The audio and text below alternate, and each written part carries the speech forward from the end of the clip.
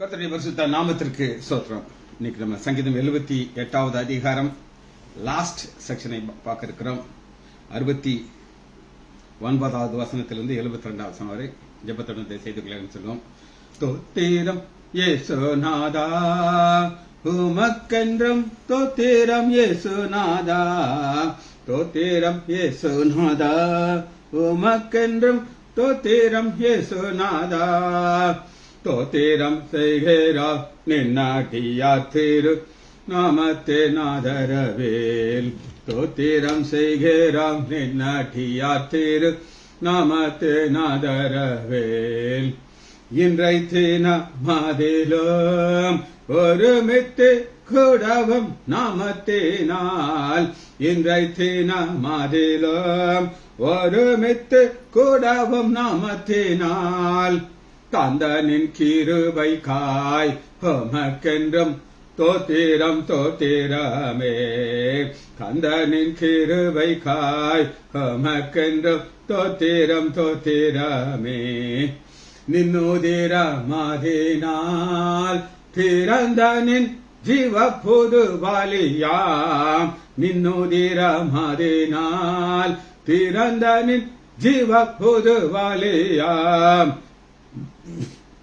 நின்னடியார்க்கு பிதாவின் சன்னதி சேரவுமே சன்னதம், நின்னடியார்க்கு பிதாவின் சன்னதி சேரவுமே சன்னதம்.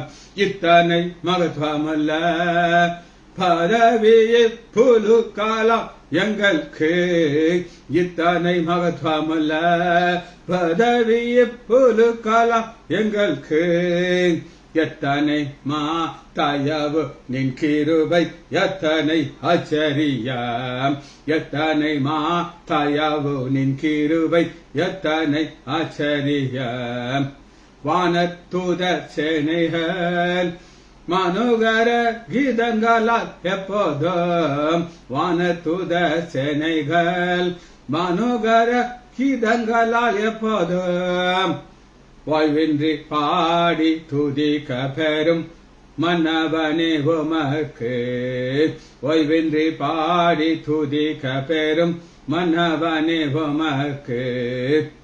நீரல்லால் எங்களுக்கு பரலோகில் யாருண்டு ஜீவநாதா, நீரல்லால் எங்களுக்கு பரலோகில் யாருண்டு ஜீவநாதா, நீரே ஆண்டி யுகத்தில் வேறொரு தாற்றமில்லை பரணி, நீரே ஆண்டி யுகத்தில் வேறொரு தேற்றமில்லை பரணி.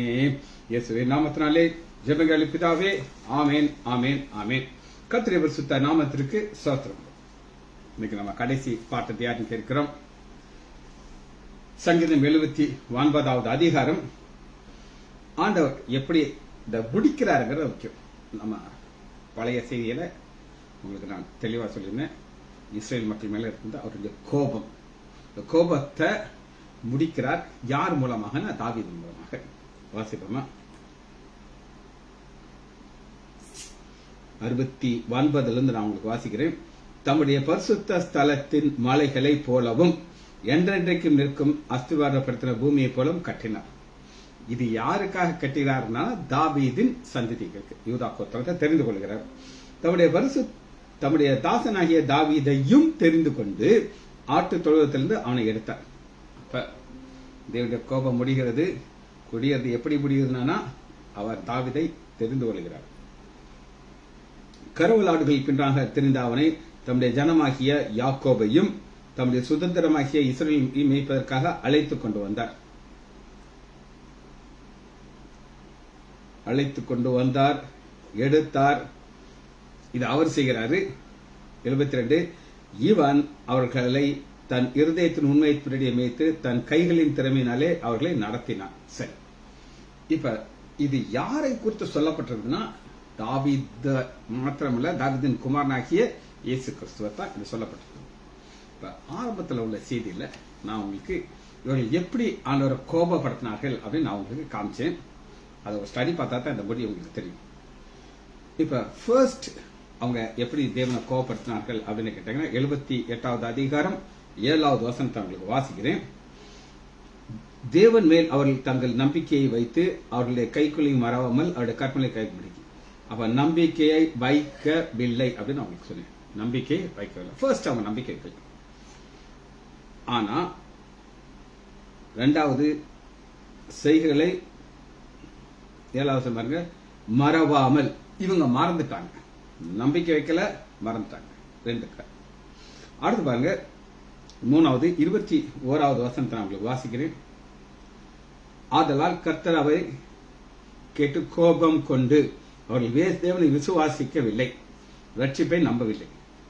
இது எல்லாத்தையும் யார் செய்து முடிக்கிறாங்கன்னா அவருடைய குமாரனாகிய இயேசு கிறிஸ்து முடிக்கிறார். எப்படின்னு நான் உங்களுக்கு வசனத்திலிருந்து காட்டப் போகிறேன். யோவான் 9வது அதிகாரம் 38வது வசனத்தை வாசிக்கிறேன். முதல்ல யோவான் 9:38. உடனே அவன் ஆண்டவரை விசுவாசிக்கிறேன் என்று சொல்லி அவரை பணிந்து கொண்டான். விசுவாசிக்கிறேன், ஃபர்ஸ்ட் ஆண்டவராக இயேசு கிறிஸ்து விசுவாசிக்கணும். கோபம் ஊட்டாம இருக்கிறதுக்கு அவரை பணிந்து கொள்ளணும். இது இயேசு கிறிஸ்து, அதாவது தாவீதின் குமாரன் மூலமாக இது நடக்கிறது. அதனாலதான் நம்மள பரிசுத்த பருவத்துக்கு அவர் கொண்டு போக முடியுது. அடுத்து பாருங்க 11வது அதிகாரம் 27. எல்லாமே யோவான்ல இருந்து தான் நான் எடுத்துக்கிறேன். யோவான் 11வது அதிகாரம் 27வது வசனம். அதற்கு அவள், ஆம் ஆண்டவரே, நீர் உலகத்தில் வருகிற தேவகுமாரனை கிறிஸ்து என்று நான் விசுவாசிக்கணும். என்ன விசுவாசிக்கணும்? அவர் ரட்சகர், நம்முடைய பாவங்கள் நம்மளை விடுதலை கொடுக்கிறான்னு சொல்லுவோம். விசுவாசம். ஏன்னா விசுவாசம் இல்லாமல் தேவனுக்கு பிரியமா இருக்க முடியாது. அப்ப தேவ கோபம் இஸ்ரவேல் மக்கள் மேல் வந்துச்சு. இன்னைக்கு நம்ம மேல வராம இருக்கிறதுக்கு தாவீதின் குமாரனாகிய ஆண்டவராகிய இயேசு கிறிஸ்து நாம் என்ன செய்ய வேண்டும் அதான் பார்க்கணும். அடுத்த குறிப்பு 5வது பாயிண்ட் 35வது வசனத்திற்கு சங்கீதம் 78:35. தேவன் தங்கள் கண்மலை என்றும் உன்னதமான தேவன் தங்கள் மீட்பர் என்றும் நினைவு கூர்ந்தார்கள். நாம் நினைவு கூற வேண்டும். மீட்பர் எதிலிருந்து மீட்கிறார்? பாவத்திலிருந்து நம்மளை என்ன செய்யறார்? மீட்கிறார். இது நம்முடைய நினைவுக்குள்ள இருக்க வேண்டும். அடுத்து பாருங்க 37வது வசனத்துல என்ன பிரச்சனை இருக்கு அப்படின்னு கேட்டீங்கன்னா, அவர்கள் இருதயம் அவற்றில் நிலை வரப்படவில்லை. இருதயம் என்ன அப்படின்னு கேட்டீங்கன்னா, நம்முடைய ஆள் தத்துவம். ஆண்டவராகிய இயேசு கிறிஸ்து அந்த இருதயத்துல என்ன இருக்கக்கூடாது அப்படின்னு சொல்லுகிறார் அப்படின்னு கேட்டீங்க. யோவான் 14வது அதிகாரம், உங்கள் இருதயம் கலங்காதிருப்பதாக. ஏன் கலங்கக்கூடாது அப்படின்னு நீங்க கேட்டீங்கன்னா, நம்முடைய ஆண்டவராகிய இயேசு கிறிஸ்து 2 காரியத்தை சொல்லுகிறார். நீங்கள் என்னிடத்தில் விசுவாசிக்கும், பிதாவிடத்தில் விசுவாசம். பழைய ஏற்பாட்டில் ஆண்டவராகிய இயேசு கிறிஸ்து தெளிவாக சொல்கிறார், என்னிடத்தில் விசுவாசமா இருங்க சொல்லி. யோவான் 14வது அதிகாரம் 2வது வசனம், என் பிதாவின் வீட்டில் அநேக வாசஸ்தலங்கள் உண்டு. அப்ப அந்த வாசஸ்தலத்துல நம்மளை கொண்டு போய் சேர்க்க இருக்கிறார். அந்த வாசஸ்தலத்தை நான் உங்களுக்கு எப்படி காட்டுறேன் அப்படின்னு கேட்டீங்கன்னா, சங்கீதம் 78வது அதிகாரம் 69வது வசனம், தம்முடைய பரிசுத்த ஸ்தலத்தின் மலைகள். அந்த பரிசுத்த ஸ்தலத்துல நம்மளை கொண்டு போய் சேர்ப்பார். அதனால நம்ம என்ன செய்யக்கூடாது? நம்முடைய இருதயம் கலங்கக்கூடாது. அது நிலை வரப்படும் சொல்லி 37வது வசனத்தில் இருக்கு. அடுத்து பாருங்க 37வது வசனம் திரும்ப வாசிக்கிற சங்கீதம் 78:37. 2 குறிப்பு இருக்கு. அவர்கள் இருதயம் நிலையோட அவருடைய உடன்படிக்கையில் அவர்கள் உண்மையா இருக்கவில்லை. இந்த எல்லாத்தையும் நாம் எப்படி முடிக்கிறோம்னா, நம்முடைய ஆண்டவராக இயேசு கிறிஸ்து நமக்கு செய்த நன்மைகள் மூலமாக முடிக்கிறோம். அவர் என்ன உடன்படிக்கையை நமக்கு கொடுத்தார் அப்படின்னு கேட்டீங்கன்னா, அது ஒரு புதிய உடன்படிக்கை. மத்தேயு 26வது அதிகாரம் 28. இது பாவ மன்னிப்பு உண்டாகும்படி அநேகருக்காக சிந்தப்படுகிற புது உடன்படிக்கையில என்னுடைய ரத்தமா இருக்கு. இந்த என்னுடைய ரத்தம்னு சொல்றார். ஆண்டவராகிய இயேசு கிறிஸ்துவின் மூலமாகத்தான் பிதாவுடைய கோபம் முடிகிறது. அவர் தாவீதை தெரிந்து கொள்கிறார். தாவீதின் குமாரனுடைய பார்க்கும். சரி, 53வது வசனத்தில் நீங்க பாத்தீங்கன்னா, சங்கீதம் 78:53, அவர்கள் பயப்படாதபடிக்கு அவர்களை பத்திரமாக வழி நடத்தினார். பயப்படாதபடிக்கு நமக்கு என்ன இருக்கக்கூடாது? பயம் இருக்கக்கூடாது. அவர் நம்மளை வழி நடத்துவார். பயம் இருக்கக்கூடாது. யோவான் 6வது அதிகாரம் 20வது வசனத்தை பாருங்க. யோவான் 6:20.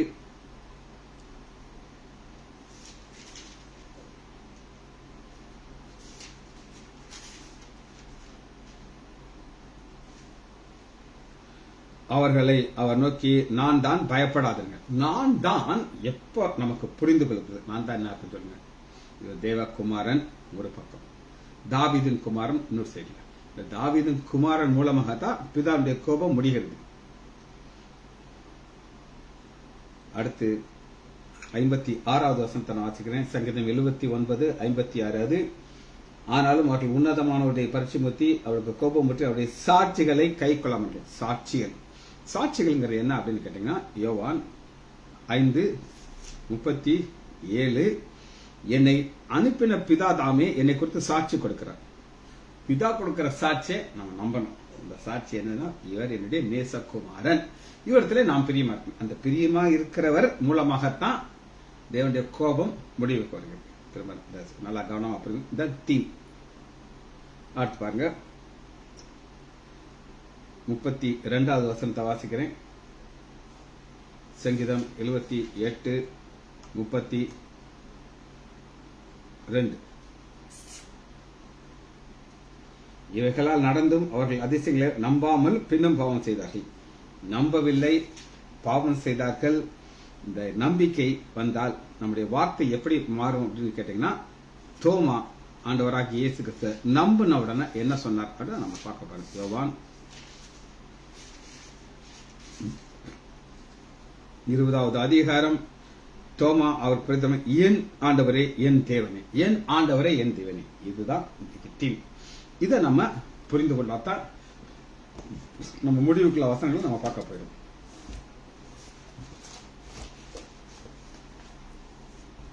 சரி, நம்ம இதுல எங்க ஆரம்பிக்கிறோம் அப்படின்னு கேட்டீங்கன்னா, 78வது அதிகாரம் 69வது வசனத்தை நான் வாசிக்கிறேன்.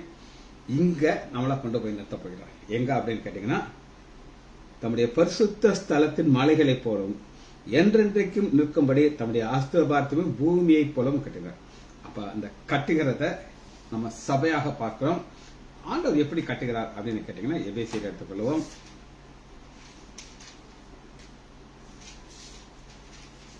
எபேசியர்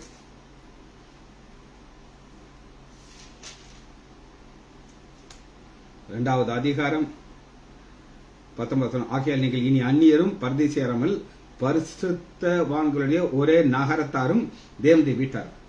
இங்கதான் அவர் கட்டுகிறார். எப்படி கட்டுகிறார் அப்படின்னு நீங்க கேட்டீங்கன்னா, அப்போஸ்தலர் தீர்க்கதரிசிகளுடைய அஸ்திபாரத்தின் மேல் கட்டுகிறார். அதற்கு இயேசு கிறிஸ்து மூளைக்கல்லா இருக்கிறார். இயேசு கிறிஸ்து மூளைக்கல் மேல ஒரு மாளிகை கட்டுகிறார். நாம் தான் அது. அவர் மாளிகை முழுவதும் இசைவாக இணைக்கப்பட்டு கர்த்தருக்குள் பரிசுத்தாளம் இருக்கிறது. அவர் மேல் நீங்களும் ஆவியினாலே தேவனுடைய வாசலமா கட்டப்பட்டு வருகிறீர்கள்.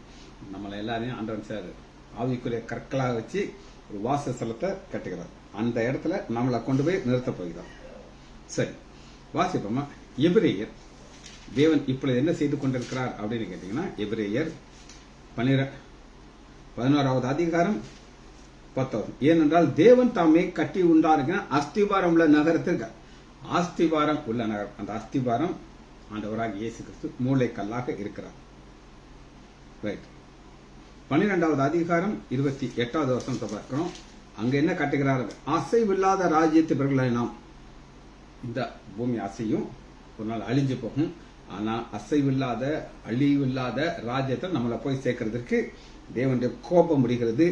நம்மை அங்க கொண்டு போய் சேர்க்க போகிறார். இன்னும் சில வசனங்களை நம்ம பார்க்க போகிறோம்.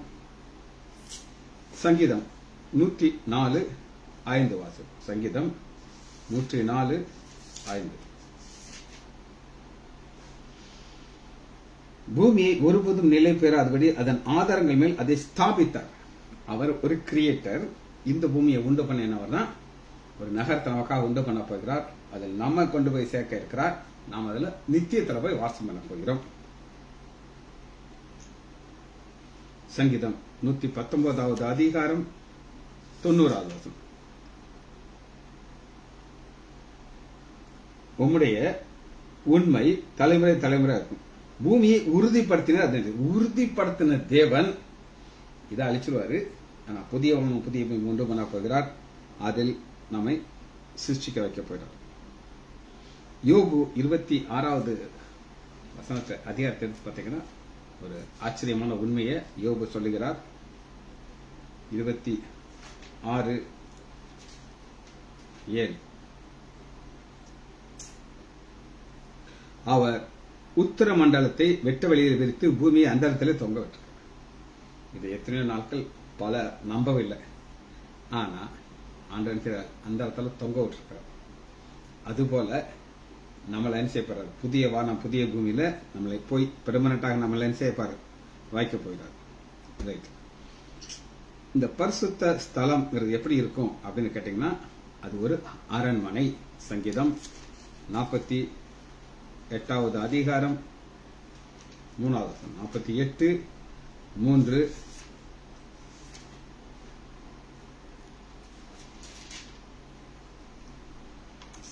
அதன் அரண்மனைகளின் தேவன் உயர்ந்த அடைக்கலமாக அறிக்கப்பட்டார். 2வது வட திசையில் உள்ள சியோன் பர்வதம். இந்த பர்வதத்துல நமக்கு ஒரு அரண்மனையை கொடுக்குங்க. காரணம், அவர் அரண்மனைகளின் தேவன். அதனாலதான் அந்த 69வது வசனத்தை முடிச்சிட்டு 70 பாறை இருக்கணும். 69 தம்முடைய பரிசுத்த ஸ்தலத்தின் மலைகளுக்கு சியோன் மலை என்றென்றைக்கும் நிலைக்கிற அஸ்திவாரமும் பூமியை கட்டினார். 70வது வசனத்தை பார்க்க இருக்கிறோம். தம்முடைய தாசனாகிய தாவீதை தெரிந்து கொண்டு ஆட்டு தொழிலிருந்து அவனை எடுத்து நடத்தினார். தாவீதை எடுக்கிறார். எதற்காக எடுக்கிறார் அப்படின்னு கேட்டீங்கன்னா, 71வது வசனம், கரவல் ஆடுகள் பின்றாக தெரிந்த அவனை தம்முடைய ஜனமாகிய யாக்கோபையும் தம்முடைய சுதந்திரமாக சொல்லி மெய்ப்பதற்காக அழைத்துக் கொண்டார். தாவீது ஒரு மெய்ப்பட்ட ஆடு இருக்கும். அந்த ஆடுகளை பார்க்கும்போது கர்த்தர் என் மெய்ப்பரா இருக்கிறார் சொல்றார். நான் ஆடு வச்சிருக்கேன், இதெல்லாம் என் மெய்ப்பர், நான் தான் ஆடு மெய்ப்பர், ஆனா அவர் என்னை மேய்க்கிறார் அப்படின்னு சொல்லி அவர் என்ன செய்யறாரு அப்படின்னு கேட்டீங்கன்னா, 72வது வசனம், இவன் அவர்களை தன் இருதயத்தின் முன்படியே மேய்த்து தன் அப்ப தாவீதை தெரிந்து கொள்வதற்கு 71, 72 இந்த 2 வசனத்தை தான் அதுக்காக ஆண்டவர் தெரிந்து கொள்கிறார். நான் சொன்னேன் தாவீதின் குமாரன். இப்ப தாவீதின் குமாரனை நாம் பார்க்க போகிறோம். யாரை பார்க்கிறோம்? தாவீதின் குமாரன் பார்க்க போகிறோம். வாசிப்போமா? மத்தேயு 21வது அதிகாரம் 2 இடத்துல தாவீதின் குமாரன் நான் உங்களை காட்ட போறேன். 21:9 ஒரு பவனி போகுது, வெற்றி பவனி. இந்த வெற்றி பவனி போகுது. அவர்கள் நம்முடைய ஆண்டவராக இயேசு கிறிஸ்து என்ன சொல்லுகிறார்கள் அப்படின்னு கேட்டீங்கன்னா, முன்பு அடப்பாரும் பின் அடப்பாரும் திரளாம் தாவீதின் குமாரனுக்கு ஓசானா. Stop stop stop. நீ தப்பா சொல்றியா அப்படின்னு யாராவது நிறுத்தல. நீ என்ன சொல்லிருக்கணும்? யோசேப்பின் குமாரனுக்கு ஓசனா தான் சொல்லணும். அது யோசேப்பின் குமார்னா யோசேப்பின் குமாரன் எண்ணப்பட்டார், ஆனா அவர் தாவீதின் குமார். அதே அதிகாரத்தில் பாருங்க, அதே 20வது அதிகாரத்தில் பாத்தீங்கன்னா 30வது வசனம், இயேசு அவர்களுக்கு போகிறார் என்று கேள்விப்பட்டு, ஆண்டவரே தாவீதின் குமாரனே எங்களுக்கு இறங்கும் என்று கூப்பிட்டார்கள். 2 குரல், தாவீதின் குமாரனே எங்களுக்கு இறங்கு. பாருங்க, இந்த 26 இந்த ஒரு பக்கத்து 31வது பக்கத்துல 2 இடத்துல தாவீதின் குமாரன். என்ன தாவீதின் குமாரன் தான் நமக்கு என்ன செய்ப்பாரு? நம்மளை பரலோகத்தை கொண்டு போகிறார். பிதாவுடைய கோபங்கள் எல்லாம் அவர் மூலமாக மன்னிக்கப்படுகிறது. நமக்கு நித்திய ஜீவனை கொடுக்க இருக்கிறார். வாசிப்போமா? 79வது அதிகாரம். தாவீதை தேவன் தெரிந்து கொள்கிறார். 20வது வசனம். 89:20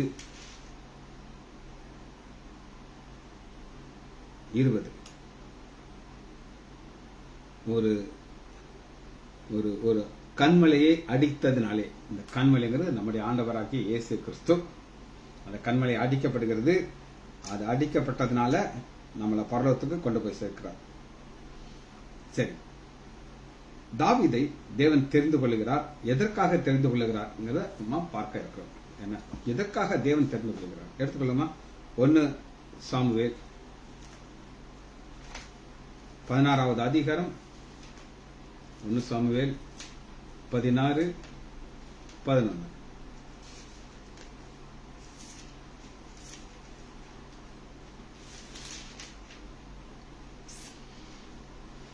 உன் பிள்ளைகள் இவ்வளவுதானாங்கிறாங்க. அப்ப ஒரு ஆடு மேய்த்து கொண்டிருக்கிறேன். இந்த ஆடு மேய்க்கிறவன ஆடு மேய்க்கிற இடத்துல இருந்து தூக்கி ராஜாவாக மாற்றுகிறார். ஆட்டின் பின்னாடி நடந்து கொண்டிருக்கிற தாவீது இப்ப எங்க வருகிறார்? எதற்காக தாவீது என்ன செய்யணும் அப்படின்னு கேட்டீங்கன்னா, 2 சாமுவேல் 3வது அதிகாரம் 18வது 3 18 தாவீது என்ன செய்யணும் அப்படின்னு கேட்டீங்கன்னா, இப்பொழுதும் என் தாசனாகிய தாவீதின் கையினாலே என் ஜனமாகிய இஸ்ரவேலரை பெலிஸ்தருக்கும் எல்லா சத்துருக்களுக்கும் நீங்களாக ரட்சிப்பேன் என்று கர்த்தர் தாவீது கொடுத்து, இவர் மூலமா தான் ரட்சிக்கணும். இதைத்தான் இப்போ உங்களுக்கு நான் என்ன சொல்லி கொடுத்துருக்கேன் அப்படின்னு கேட்டீங்கன்னா, இந்த 78வது அதிகாரம் கடைசியில் இருக்கிற 68 இருந்து 72 வரை தேவனுடைய கோபம் மறைகிறது. ஆண்டவருடைய கோபம் எதெல்லாம் வந்துச்சுன்னு ஒரு லிஸ்ட் கொடுத்துருக்கேன். அந்த அத்தனையுமே ஆண்டவராக இயேசு கிறிஸ்து மூலமாக மறைக்கப்பட்டு நமக்கு ஆண்டவர் கொடுக்கிறது ஒரு சியோன் பர்வதத்தில் நம்மளை கொண்டு போய் நிறுத்த போகிறார். அதற்கு தாவீதை தேர்ந்து கொள்கிறார். சரி, 71வது வசனம், கரவலாடுகள் பின்னாக திரிந்தவனை. இந்த கரவலாடு பின்னாடி தெரியறதுனா என்ன அப்படின்னு நீங்க கேட்டீங்கன்னா, அந்த ஆடு எப்படி நடத்தணும்னு அவருக்கு தெரியும். இது யார் மூலமாக நீங்க புரிந்து கொள்ளலாம் அப்படின்னு கேட்டீங்கன்னா, ஆதியாகமம் 33வது அதிகாரம் 13வது வசனத்துல 2 பேர் அண்ணன் தம்பி கழுத்தை பிடிச்சிட்டு செத்து போயிடுவான்னு சொல்லி சாத்தான் நினைச்சான். அவனை வெட்டுவான், இவனை வெட்டுவான், சோழி முடிஞ்சிச்சு நினைச்சான். ஆனா ஆண்டவர் அவங்க இருதயத்தை மாற்றி, இப்ப தாவீது யாக்கோபு சொல்லுகிறார் 13வது வசனம், ஆதியாகமம் 33:13, அதற்கு யாக்கோபு, பிள்ளைகள் இளம் பிள்ளைகள் என்றும் குட்டி குட்டி பிள்ளைகள் கரவலான ஆடுகள் மாடுகள் என்னிடத்தில் இருக்குது என்றும் என் ஆண்டவர் தெரியும். அவளை நான் ஒரு நாளாவது துரிதா மாற்றம் மாந்த எல்லாம் செத்து போயிடும். அந்த மெய்ப்பனுக்கு ஆடை பற்றி தெரியும். நான் ஒரு மெய்ப்பன், எடுத்த சில ஆடுகள் இருக்கிறது, அந்த ஆடுகளை பற்றி எனக்கு தெரியும். அப்ப என்னால தெரிஞ்சாதான் மேய்க்க முடியும். அதனால தான் ஆண்டுடைய கோபம் மறையும் போது அவர் என்ன செய்யறார் அப்படின்னு கேட்டீங்கன்னா, கரவல் ஆடுகள்னா அந்த ஆட்டை பத்தி அது சனையா இருக்குதா தெரியும், இப்பதான் குட்டி போட்டிருக்கான தெரியும், அந்த குட்டியை தூக்கி தோல்ல போட்டுக்கிடணும், எல்லாம் அறிந்த தாவீதை. சரி, தம்முடைய ஜனமாகிய பிதாவாகிய தேவன் எப்படி நம்மளை கொண்டு போகிறார் அப்படின்னு கேட்டீங்கன்னா, எடுத்துக்கொள்ளும் ஏசாயா, அது என்னுடைய தன்மை, பவர், நாலேஜ். வாசிப்போம் ஏசாயா 40வது அதிகாரம் 11, மேய்ப்பனை போல தமது மந்தையை மேய்க்கிறார். பிதாவாகிய தேவன் பரலோகத்திலிருந்து நம்மளை மேய்க்கிறார். பிரதான ஆசாரியன் ஆண்டவராகிய இயேசு கிறிஸ்து ஆட்டுக்குட்டைகளை தமது புயத்தினாலே மேய்த்து தமது மடியிலே சுமந்து கரவலாடுகளை மெதுவாக நடத்துவார். இது யாருக்கு மட்டும் தெரியும் அப்படின்னு கேட்டீங்கன்னா, மேய்ப்பனுக்கு மட்டும் தெரியும். அதனாலதான் தேவன் தாவீது தெரிஞ்சுக்கிறார், தாவீதின் குமாரனாகிய இயேசு கிறிஸ்து மூலமாக நம்மளை நடத்தி கொண்டு போய் சேர்க்கிறார்.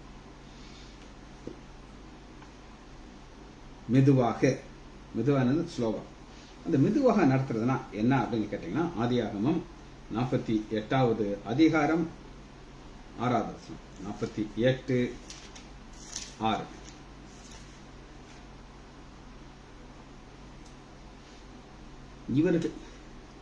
இவர்களுக்கு பின் நீ பெரும் பிள்ளைகள் உன்னுடையவர்கள், அவர்கள் தங்களுடைய சகோதரர்களால் பெயரால் அழைக்கப்படும், அவர்களுக்குரிய சுதந்திரத்திலே பங்கு பெறுவார்கள். இந்த சுதந்திரத்துல பங்கு பெறுகிறதுனா என்ன அப்படின்னு கேட்டீங்கன்னா, பிதாவாக்கிய தேவன் ஆண்டவராகிய இயேசு கிறிஸ்து இந்த பூமியை தருகிறார். நம்ம விசுவாசிகள் என்னுடைய பிதாவின் வீட்டில் அநேக வாசஸ்தலங்கள் உண்டு, ஆனா உங்கள் இருதயம் கலங்க கூட பயப்படக்கூடாது. அப்படி கலங்காம பயப்படாம இருந்தா 71வது வசனம், கரவலாடு நடத்து தம்முடைய சுதந்திரமாகிய இஸ்ரவேலில் மேய்ப்பர்கள். சுதந்திரம்னா உரிமை உள்ளவர்கள். நாம் காணியாட்சிக்கு புறம்பே இருந்தோம், ஆனா இப்ப நமக்கு அவர் கொடுத்திருக்கிறார். அந்த சுதந்திரத்துல நாம போய் என்ன செய்வோம், சேரும். அந்த இடத்துல ஒரு வெற்றிக்கு கிடைச்ச வெற்றி பிறகு மோசே ஒரு பாடல் பாடுகிறார். அந்த பாடல் என்ன அப்படின்னு கேட்டீங்கன்னா, எடுத்துக்கலாமா, யாத்ராகமம் 15வது அதிகாரத்துல ஒரு ஜெய பாடல்கள் பாடி 17வது சொன்னாங்க. 15, 17, நீர் அவர்களை கொண்டு போய் கர்த்தராகிய தேவரில் வாசம் பண்ணுவதற்கு நியாயமித்த ஸ்தலமாகிய உம்முடைய சுதந்திரத்தின் பர்வதத்திலே ஆண்டவராகிய தேவருடைய கரங்கள் ஸ்தாபித்த பரிசு அவர்களை நாட்டுவீர்கள். நமக்கு செய்ய போகிறோம். சங்கீதம் 78வது அதிகாரம் முழுவதும் தேவ கோபம் வெளிப்படுகிறது. கோபத்தை மாற்றுவதற்கு ஆண்டவராகிய இயேசு கிறிஸ்து தாவீதின் குமாரனாக நம்ம பார்க்கிறோம். தாவீதின் குமாரன் தான் நம்மளை கொண்டு போய் நாட்ட போகிறார்.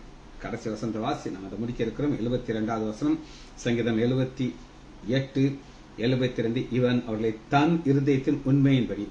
தன் இருதயத்தின் உண்மை அப்படிங்கிறது என்ன அப்படின்னு நீங்க கேட்டீங்கன்னா, சங்கீதம் 101வது அதிகாரம், சங்கீதம் 101வது அதிகாரம் 4வது வசனம், மாறுபாட இருதயம் என்னை விட்டு அழகும். மாறுபாடான இருதயம் ஒரு இருதயம் இருக்குது, ஆனா அந்த இருதயம் கிடையாது, உத்தமமான இருதயம். அப்ப ஆண்டவர் தாவீதை தெரிந்து கொள்கிறார். எப்படி தெரிந்து கொள்கிறார் அப்படின்னு கேட்டீங்கன்னா, 2 சாமுவேல் 8வது அதிகாரம் 15வது வசனம். இப்படியே தாவீது இஸ்ரவேல் மேல் அனைத்து மேல் ராஜாவாக இருந்தான். அவன் தன்னுடைய எல்லா ஜனத்துக்கும் நியாயம் நீதியும் செய்து வந்தான். அதனால்தான் தாவீதை மாத்திரம் நீங்க வேதத்துல எப்படி பார்க்கலாம்னா ராஜா அப்படின்னு பார்க்கலாம். மத்தேயு 1வது அதிகாரம் 6வது வசனம், ஈசாய் தாவீது ராஜாவை பெற்றான். தாவீது ராஜா, உரியவன் மனைவியாக சாலமன் பெற்றான். இங்க 6வது வசனத்துல 2 தடவை தாவீது ராஜா, தாவீது ராஜான்னு பார்க்கணும். ஏன் அப்படின்னா, தேவன் இவரை பிறக்கறதுக்கு முன்னாடியே ராஜாவை பிக்ஸ் பண்ணிட்டார். அந்த தாவீதின் குமாரன் தான் நம்மை அவருடைய கரத்தினாலே நடத்தி கொண்டு போய் நிறுத்த போகிறார். சரி, இவர் ரொம்ப நல்லவரா மோசமானவரா அப்படின்னு கேட்டீங்கன்னா, வேதம் என்ன சொல்லுது நம்ம பார்க்க போறோம். வேதம் 1 ராஜாக்கள் 15வது அதிகாரம் 5வது வசனம். தாவீது ஏத்தியனாகிய உரியாவின் சங்கதியை தவிர, ஏத்தியனாகிய உரியா, நாளைக்கு காலையில இதை குறித்து ஒரு டீட்டெயிலா ஒரு ஸ்டடி நான் கொடுப்பேன். ஏத்தியன். அப்ப எக்ஸப்ட் 1 பாருங்க, தவிர தனக்கு கட்டளையிட்ட உயிரோடு இருந்த எல்லாத்துக்கும் ஒன்று அவர் பாருங்க செமையாக நடந்தான். இதை ஏன் இதை அனுமதிக்கிறார் அப்படின்னு கேட்டீங்கன்னா, ஒரு பெருமை. நான் உங்கள்கிட்ட பல முறை சொல்லியிருக்கேன், துணிகரமான பாவியா இருந்து என்னைய ஆண்டவர் தெரிந்து கொண்டார். உலகத்திலே மோசமான பாவி நான் தான். இப்ப நான் அந்த வேதத்தை தூக்கும்போது, இந்த டயத்துல வேதத்தை போதிக்கும் போது எனக்கு தெரியும், எனக்கு தகுதி கிடையாதுன்னு நல்லா தெரியும். இப்படி தாவீதுக்கு இந்த உரியாவுடைய சங்கதியை தவிர இது அவருடைய வாழ்க்கையில வர இருந்தா அவரை பிடிச்சிக்க முடியாது. அதுக்காக ஆண்டவர் தன்னுடைய திறமையினால நடத்துறார். அந்த திறமை என்ன அப்படின்னு கேட்டீங்கன்னா, 1 ராஜாக்கள் 3வது அதிகாரம் 6வது வசனம். 1 ராஜாக்கள் 3:6.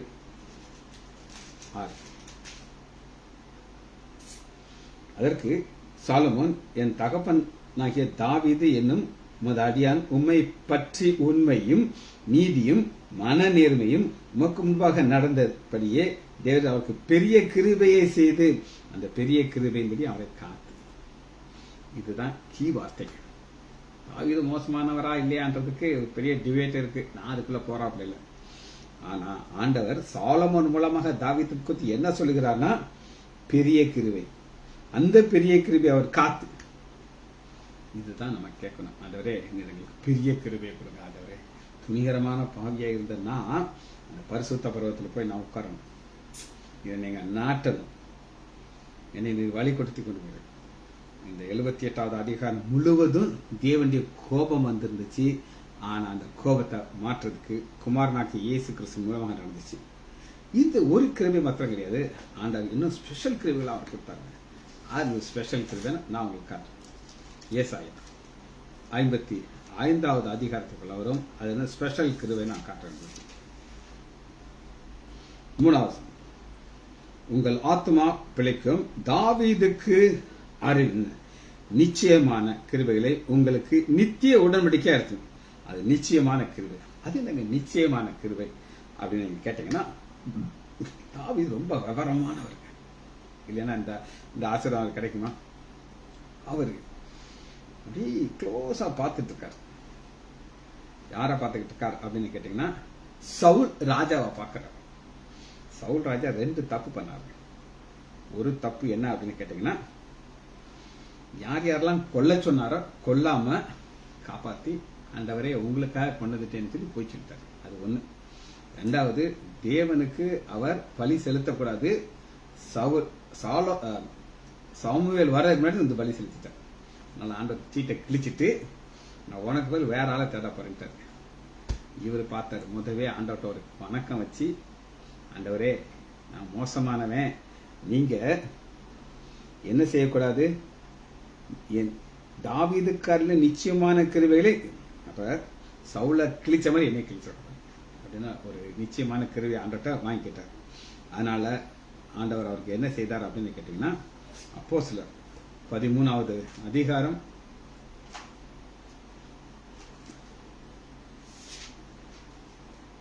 13:22